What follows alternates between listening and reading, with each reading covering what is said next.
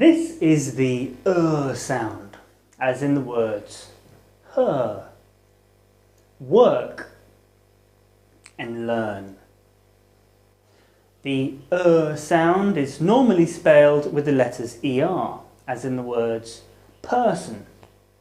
But it can also be spelled with the letters OR, as in the word word, or the letters UR, as in the word turn, or IR, as in the word first.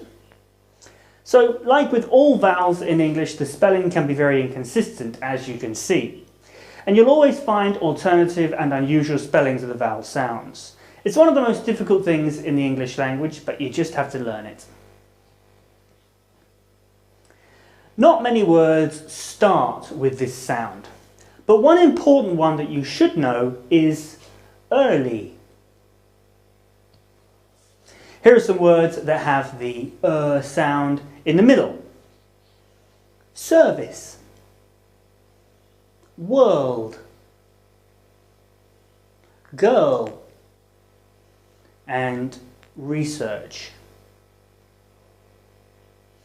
In British English, not many words end with this sound either. But here is one that you should know. Occur. So that's it for the sound.